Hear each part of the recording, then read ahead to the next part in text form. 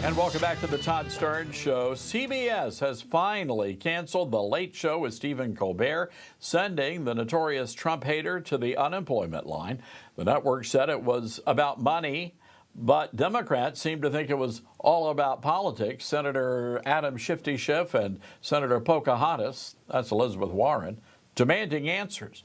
Colbert recently called out CBS parent company Paramount for its $16 million lawsuit they settled with President Trump.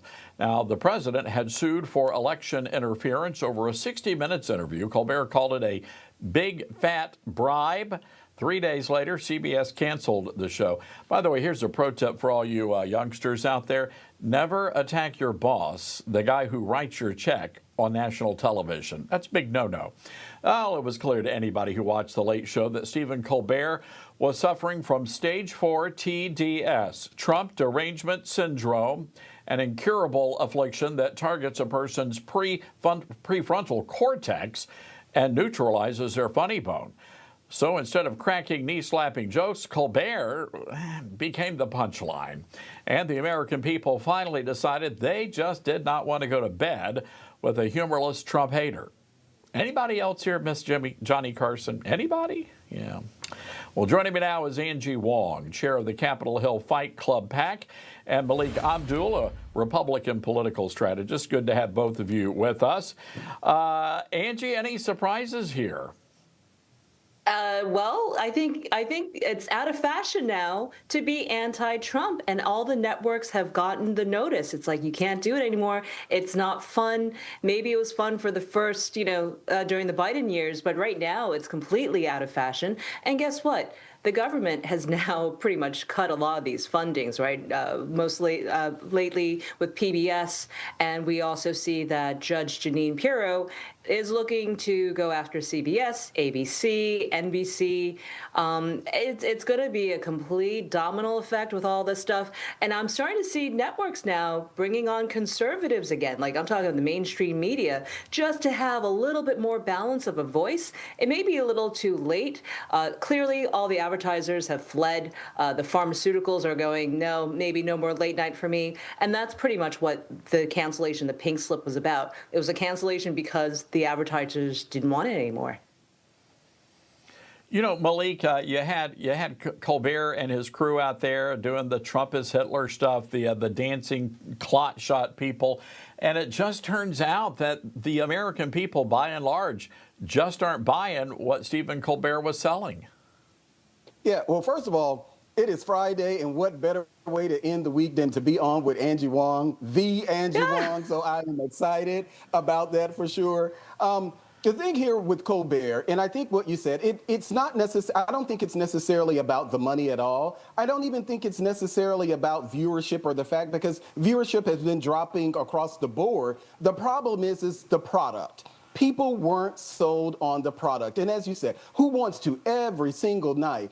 You turn on the news, when you're getting ready to go to bed, you're getting your blood pressure up because you're being whipped into a frenzy by this late night, these late night shows. The problem, and I want people, your audience, you always go and look this stuff up. But remember, the Late Late Show, that was a thing. That was canceled. That was replaced with After Midnight. You know what happened? That was canceled. So it's like, this isn't something that they haven't done before, but people are acting as if that this is the first time that a show is canceled. You know, sometimes shows just sunset, and it seems like that's the case now.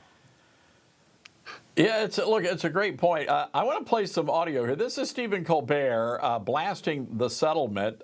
This is maybe a classic case of don't bite the hand that feeds. So let's take a listen. While I was on vacation, my parent corporation, Paramount, paid Donald Trump a $16 million settlement over his 60 Minutes lawsuit. As someone who has always been a proud employee of this network, I am offended. And I don't know if anything will ever repair my trust in this company. But just taking a stab at it, I'd say $16 million would help. Wow. Angie, I'm just wondering here. Is this really a case of, this guy was a jerk, he was not a good employee, and we're better off with him outside of the building?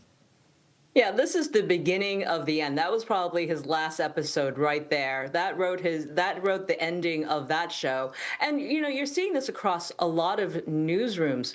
Washington Post just last year had a walkout, right? You had all these rainbow-colored haired editors walking out, protesting for all sorts of reasons. Jeff Bezos didn't want to have any of it.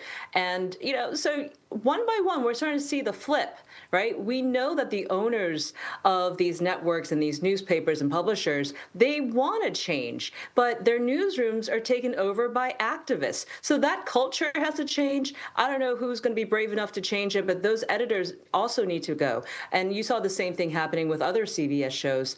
And they're one by one, they're flipping. So I'm happy to see that. And I also want to say that, Malik, great to see you here as well. It is a Good Friday.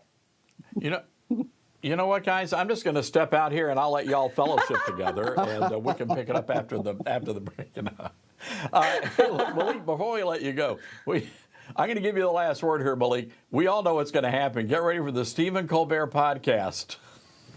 Oh, well, that's definitely going to happen. And I'm going to jump back a segment to piggyback what Hogan was talking about with the Epstein. And I want your audience to go and look up. At the same time that they're saying that Donald Trump became Walt Whitman and decided to write this, this birthday letter, Vanity Fair was running an actual article. It was a piece that they ran where they were talking about, they titled it, "The Talented Mr. Epstein."